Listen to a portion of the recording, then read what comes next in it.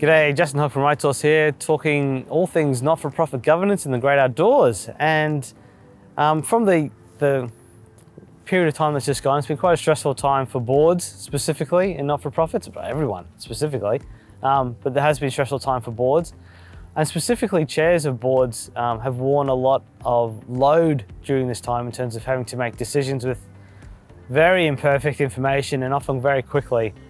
So chairs and CEOs at this point in time are a bit tired. And so what you're starting to see is a lot of boards going, well, is it time to, change our chair and give them a break because they've had a pretty exhausting time. Is it time to let someone else take the load? And it brings up a question, well, what exactly is the role of the chair of a board? So what do they do? So that's what I thought I'd talk about today, because it's very interesting, looking at the directors and then what the chair in that setup does. It's a little bit of difference between how a chair comes to be if you're an association or company limited by guarantee, but effectively the role is the same. And the role isn't a legal one, which is interesting. There isn't a legal requirement, or let me say, there isn't an additional responsibility on the chair from a legal sense than any other director. So that from that point of view, all directors have the responsibility to make sure the company runs effectively and that it's all the governance and decisions that are made are in the best interest of the company. Great. So what does the chair do? Because I haven't actually answered the question there. So the chair then is the facilitator of that group and the leader of that group. In doing that, and I think the facilitation part is very interesting part of that process, is that what the chair is there to do is to help the directors and the board meetings run in a way that comes to a good decision. So they're really there leading that process of decision making, not making the decisions for the board, but leading the process of decision making. And that's a very important point. You do see some chairs that come in and they feel that the way to help the board run efficiently is to have made the decisions before the board meeting, or pretty much made their mind up on where the decision is going to go before the board meeting. And effectively the board meeting then becomes does this change the mind of the chair? I suppose that's not how I would see the role of the chair. What the role of the chair is, as a director coming to that meeting with a view on where they sit on the issues, but then to help elicit from all the other directors their view and to facilitate a commonality of view to come to pass, or at least the board process where if you do get some that don't agree or can't exactly get 100% on board with the decision, that you get to a point where everyone's comfortable as a board to have made a decision and to support that decision, irrespective of their separate positions on that decision. And that's a very different process, because your opinion as the chair is no more valuable than all the other directors on the board. And that's where a good chair and the role of a chair is that facilitator approach where, sure, you're a leader, but you're a leader that's facilitating, you're not a leader that's directing. And that's a very important point.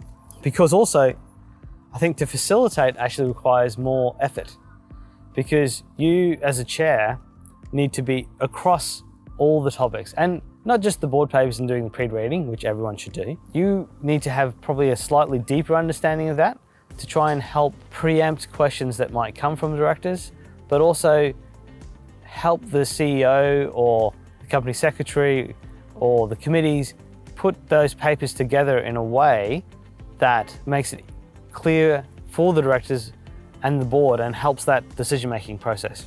Also in setting the agenda, that facilitation process, making sure that topics that do require more discussion have more time in the agenda, have the space in the agenda to be discussed properly, whilst also understanding those decisions that are pretty clear cut, making sure they're not spending undue time in those processes, because that's the balance you need to make. So there's a lot of work pre-meeting a chair needs to be, discussions with the CEO and co-sec in terms of how the meeting's going to flow, making sure they're across the papers, and making sure everything's prepared and presented to directors to allow that decision-making process is very much a role of the chair. Also, following board meetings, the chair will be involved in a lot more communication and is that touch point between the board and the CEO.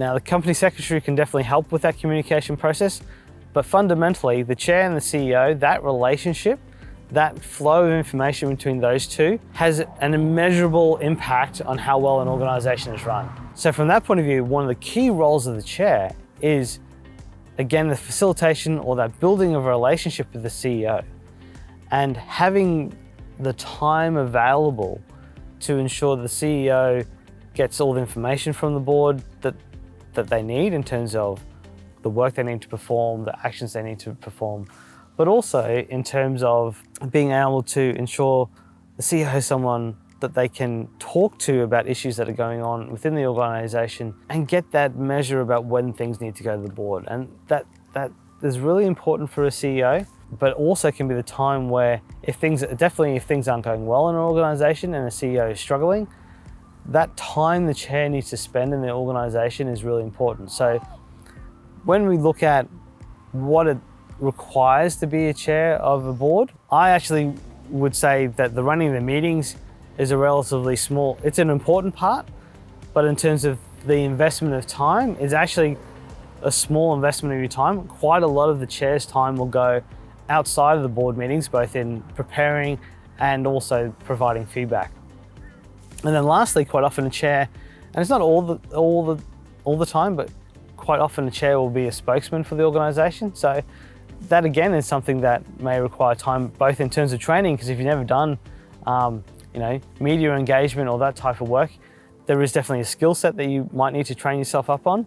But again, that's time. And if things go wrong, or there's announcements that need to be made, the chair quite often needs to at least be a part of what's being made and potentially even making those announcements. So it's the time investment of the chair. Now, what I do see where chairs are stretched, or if your chairs are multiple boards, that time commitment that you need to make to those boards can get stretched.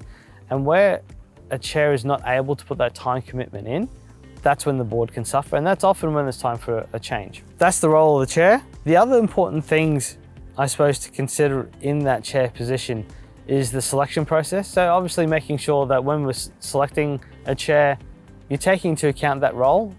Obviously, if you can put together a position description that encapsulates sort of what I talked about then, but what your expectations of the chair is, that's important, because then that helps set the expectations and the selection process. And obviously with the chair role being so important, having a succession plan is important. Now, you can do this either through effectively a process in that you understand, a chair is going to give 6 months notice, and then you'll have a process in terms of finding a new chair.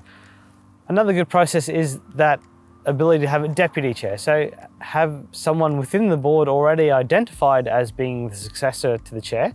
It's not necessarily a foregone conclusion, but someone who is there and is potentially going to take on that role. That also is useful sometimes to have a deputy chair, where if a chair does suddenly become unavailable for the board through injury or illness or just, not being able to be there for whatever reason and something urgent happening, having a deputy chair that can step into the breach can be quite useful. And also then that does help with the succession planning and the clarity, so that you can have a nice clear process in terms of moving to a chair. And that's, I suppose, that final step, that process of changing chairs can be quite complicated if you have more than one party who wants to be chair. And again, I would say lean on your company secretary for that process. I've been through it where there's been 2 directors who believe they could be a good chair, and the board unsure which one would be best. And there's been a process that's been gone through to help define and decide who's going to be the chair, but then also help the board move on. Because whenever there's a contest like that, you want the best person to win, and you also then want everyone to get on and move on, because again, the chair has a specific role within the organization, but the importance to the organization in terms of decision making is still on the same level of all directors. They just have a whole heap more work to do in terms of communication and facilitation. So that's some thoughts on chair. It's a big role, and it's one that if you get it wrong, it can have a detrimental impact. If you get it right, it can have a fantastic impact. So really think about what you want your chair to do, and find that person either within your board, or if there isn't one within your board,